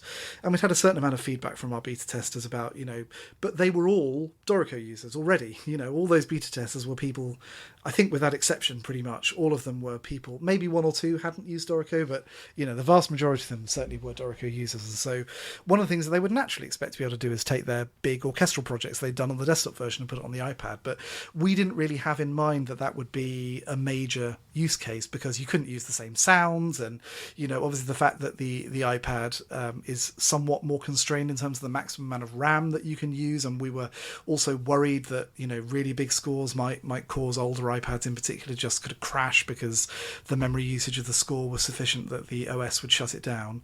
And the second thing was that we were sort of not quite sure how we should pitch it in terms of what should the capabilities be. Is it confusing if it's different from Elements? If we're sort of saying that the iPad version is with a subscription is roughly equivalent to Elements, whereas without a subscription it's roughly equivalent to SE. But then once we released it, and of course we were it was the main bit of feedback we got, basically, because that early adopter bunch of users was naturally people who were already using Dorico. And what was really interesting about that was that it then actually gave us an opportunity to sit back, and we had some, we sort of got together and had some long chats about what does the player limit really mean? Like, what is the point of the player limit? And we had to really question ourselves about whether we were putting the player limit in because we were worried about making the cheaper versions of the app too functional, and so therefore cannibalizing sales of the big app, or because we didn't have a clear enough, and I think in the end what we decided was we didn't have a clear enough idea about what the customer was actually wanting to do with those products. And so it really forced a bit of introspection, and we spent, we'd already sort of started having these conversations before the app was released. And then the sort of deluge of feedback we got in the days immediately after the release really sort of reinforced this sense. And in fact, we'll be making some changes to Dorico Elements as well as a result of that. When Dorico 4 comes out, Dorico Elements will also be gaining the Engraving Mode that Dorico for iPad has. And it will also be gaining a higher play limit. So actually you'll be able to do 24 players in Dorico Elements. We decided not to make it completely unlimited because we think that there's a sort of practical limit to the kinds of scores that you can create with Elements if you don't have features like divising and condensing and so on. But we thought, well, do you know what? There's really no reason why somebody shouldn't be able to do a really good musical theatre score, for example, or a really good big band score, or small high school concert band score, for example, with Elements. And are we really saying that we don't want those users to be able to complete those projects? Mm-hmm. I think we're not saying that. So if we're not saying that, then we ought to make those products more functional. And so that's what we've decided to do. And so the natural way to do it on the iPad was, rather than put any limit in, just say, hey, it's unlimited, but you're still at the mercy of the RAM limit for the time being. But for Elements, we think that there's still kind of somebody who isn't really writing really large scale band or orchestral works should be able to do that job really well with Elements, and it's given us a new focus on who these apps are for and how we should be serving those users. And I think that's been a really positive outcome of the release of the iPad version, was actually to help us refocus on what Dorico Elements could and should be. Yeah, because I know when I was in high school, I was doing concert band work with Finale, and I think needing to go the Pro as a high school student wouldn't be ideal, and that seems like a great upgrade to 24, and I think that'll probably accommodate most high school needs of those kind of works. Yeah, I hope so. We'll see how it's received when it comes in a little while. But but I think the thing is, we're open to more changes if we need to make them. I think what we've seen is that plenty of people are interested in Dorico Pro because it's those are the people who, for whatever reason, they can get a good discount on a crossgrade or an education price or whatever. They can make that work, and they want to have the thing they know is at the top of the tree. But I think that there's still a really important role that a program like Elements should be playing, and I think we've not been thinking about that as clearly as we should have done. And I hope that we're going to go some way to addressing the balance. And we can thank the many, it's hundreds, literally hundreds of people I heard from in the week after the iPad version came out for helping us to kind of bring a bit more focus to that. Yeah, now your Pro users can look at all their same scores on the iPad, which that seems like a big win as well.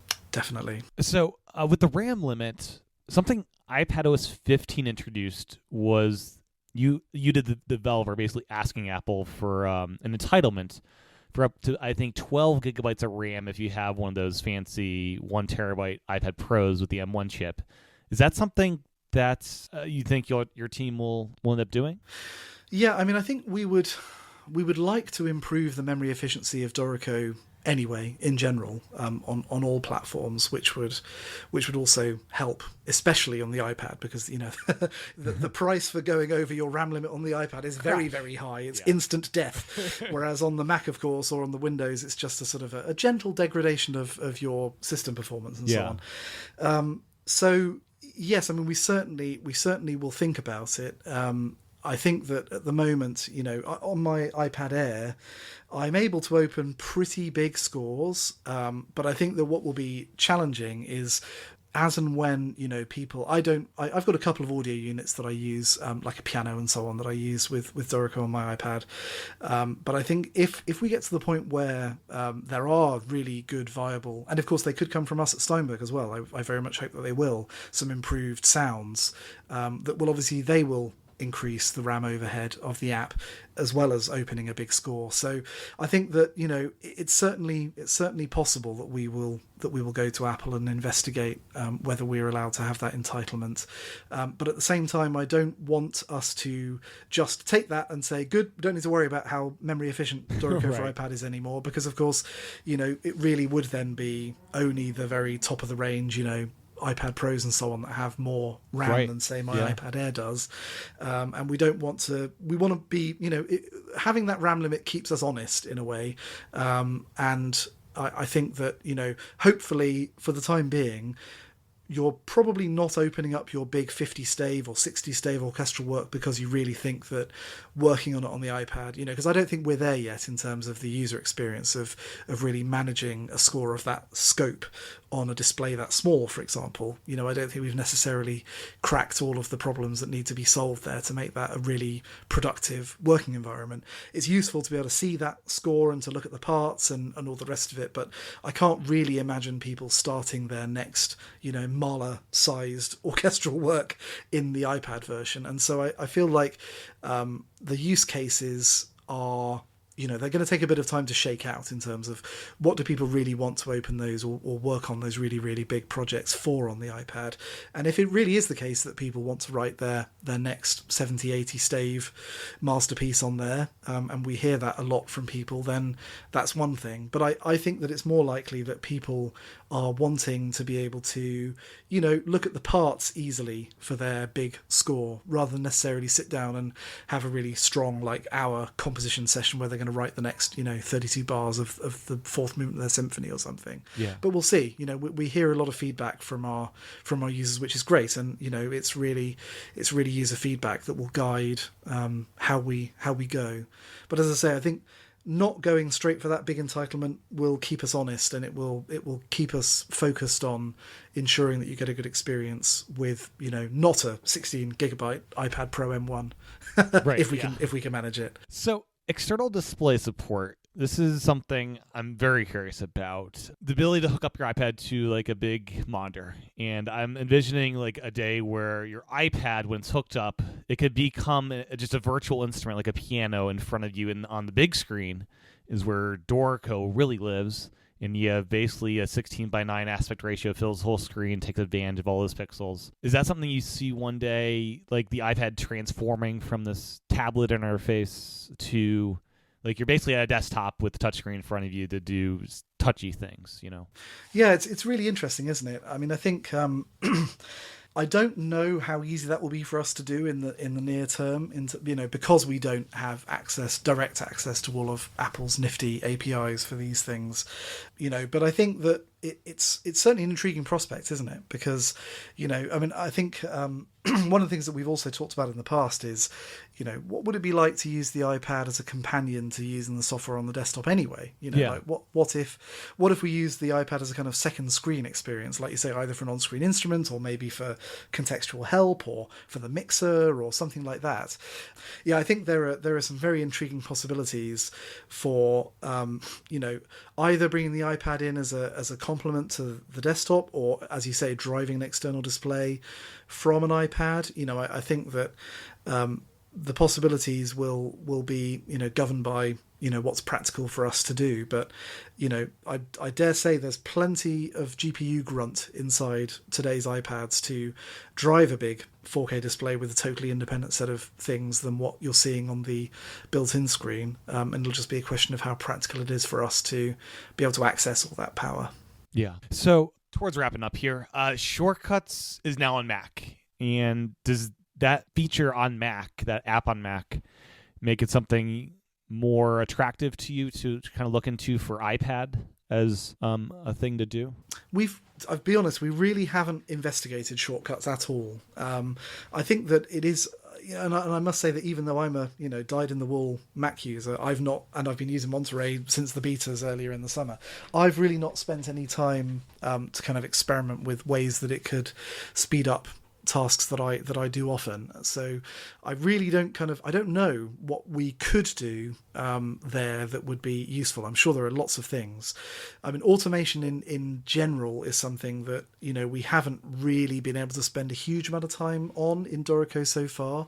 One of the things that we've been working on recently is an API that would allow external applications to control Dorico via a WebSockets interface, which is something that we, because there's already things like the Elgato Stream Deck and Metagrid and things like that use effectively the existing keyboard shortcuts mechanism to trigger things in Dorico, and we wanted something richer than that, and we'll see whether people are able to build interesting things with that in the future. There's also, of course, Dorico's got its own scripting interpreter built in, which we haven't really yet been able to build a proper API for that, because it's a big job building an API that would expose functionality in a way that is useful. And it may well be that in the process of kind of either of those things, maybe that will lead us down the road towards exposing the app in such a way that then shortcut support, because again, I think it's about use cases really. Obviously there's the technical work, but yeah, for me it'd be templates, like setting up certain templates from Shortcuts to create a new project with these instruments and have a picker within Shortcuts to do all that. Yeah. I mean, I think there's certainly we can obviously. It's again, Shortcuts for me is interesting because it feels like it's another one of those things that is very iOS-y in as much as it's a way of daisy chaining operations where, because the operating system itself doesn't allow you to kind of easily necessarily, or it just takes a different approach to moving between different contexts and moving data between different contexts. And so shortcuts kind of seems like a really powerful way of kind of daisy chaining things that maybe you'd otherwise have to share together or whatever. And I think we're definitely interested in it, but it isn't something that we've put a lot of thought into. And it's great to hear that you would find it interesting and helpful to be able to create templates in that way. And I would encourage you and all your listeners to share with us the ideas that they have for what they would like to do with the Shortcuts app if Dorico had support for it. And I think that we will. I'm hopeful that in the not too distant future, we will be able to put a bit more of a focus on the scripting side of things on the desktop version. And as I say, it may well be that at least identifying how that ought to work, even if the technical mechanism through which shortcuts are exposed, is different, it may well be that will also kind of firm up some ways in which we could expose certain units of functionality that would then make natural building blocks for shortcuts in the future. Yeah.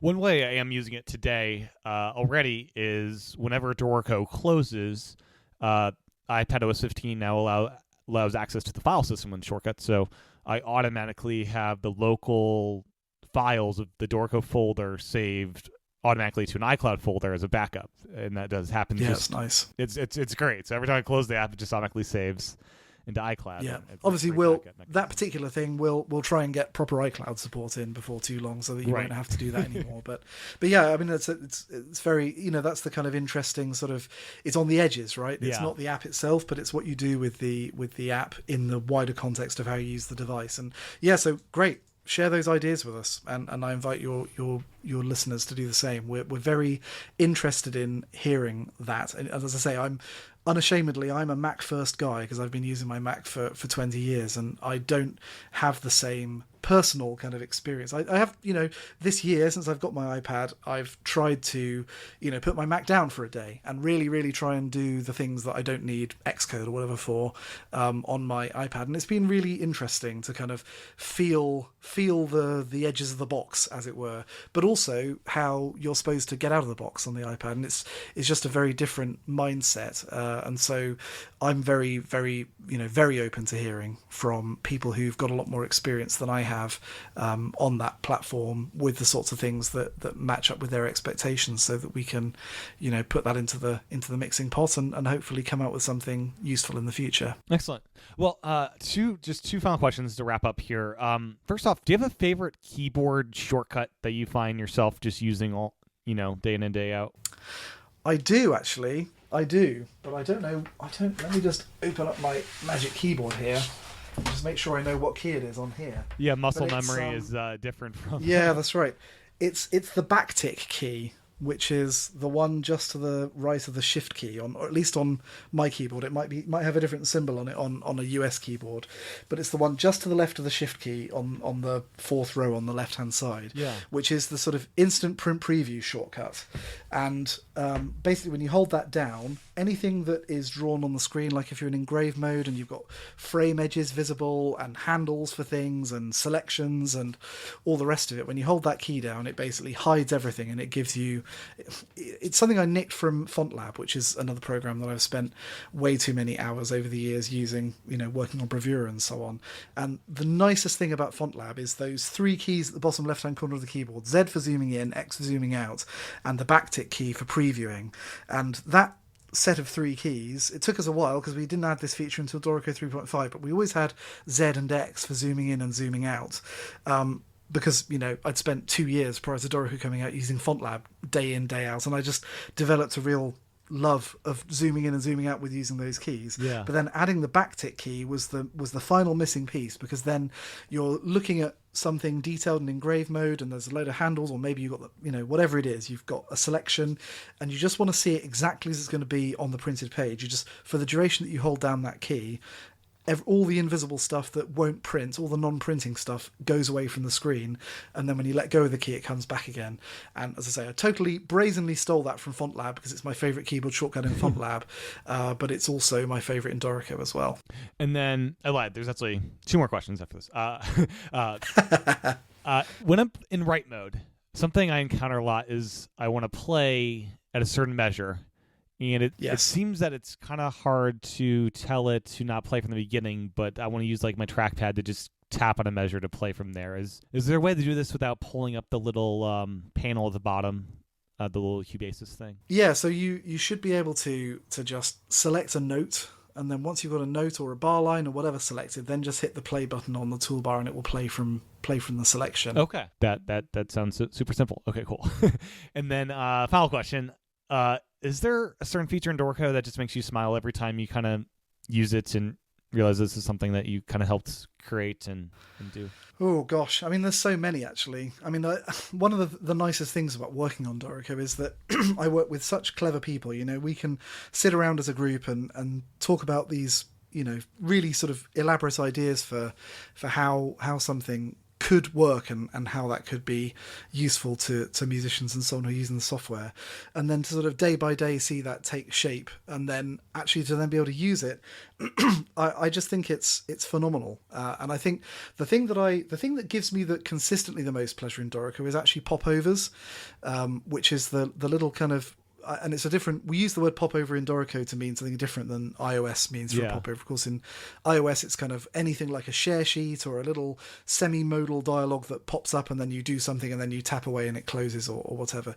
But for us, we kind of stole that term and totally changed its meaning for Dorico to mean a little texty thing that pops up when you trigger a keyboard shortcuts that allows you to create more or less anything in Dorico by just typing a simple, you know, sort of text representation of it. And you know, it was driven by originally a desire to basically make it possible on the desktop version to do everything with the keyboard and to use the mouse as little as possible.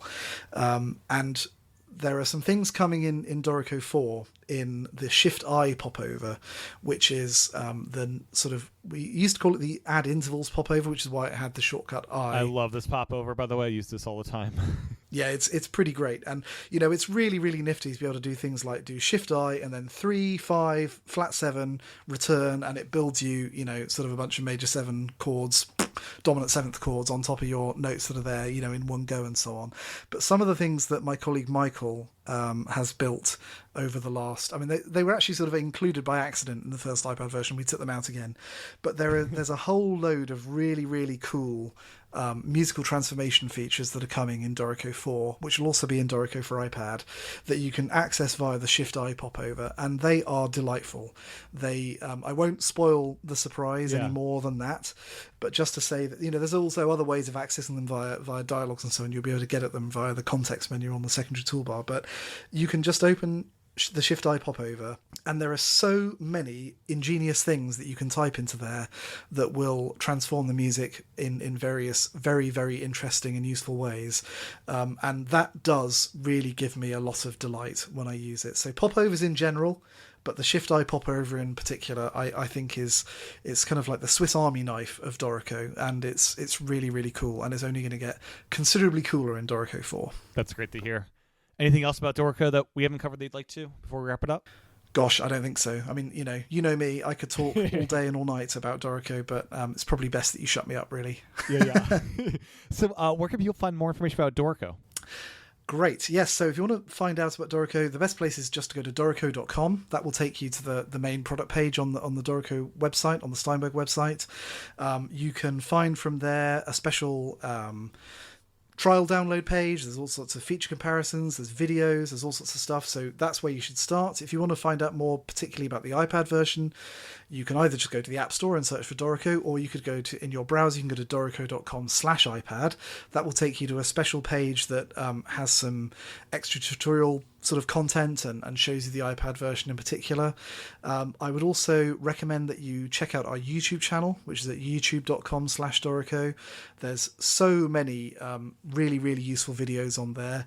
And my final recommendation would be to follow us on social media, either on Twitter at Dorico Official or on Instagram at Dorico, because particularly on there every week on Tuesday, my colleague Anthony, who works on a lot of the, well, I mean, his day job, as it were, is to do all the user experience and user interface stuff in Dorico on all platforms. But he's also the chap who's done all of the amazing work on our YouTube channel and does all of the tutorial videos. And every single Tuesday, almost every single Tuesday, he does a little 1 minute long tip video called Tips Tuesday, which we post on our social media, and they're all actually archived as well on the Dorico blog, which you can find at blog.dorico.com.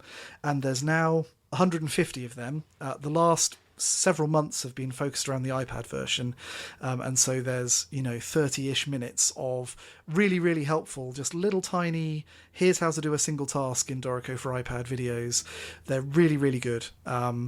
And my very, very last thing that I will say is, if you have any feedback about Dorico, or if you want to talk to other Dorico users, or you want to get the attention of us in the development team, you can find us on social media, but by far the best place is to come to the forum.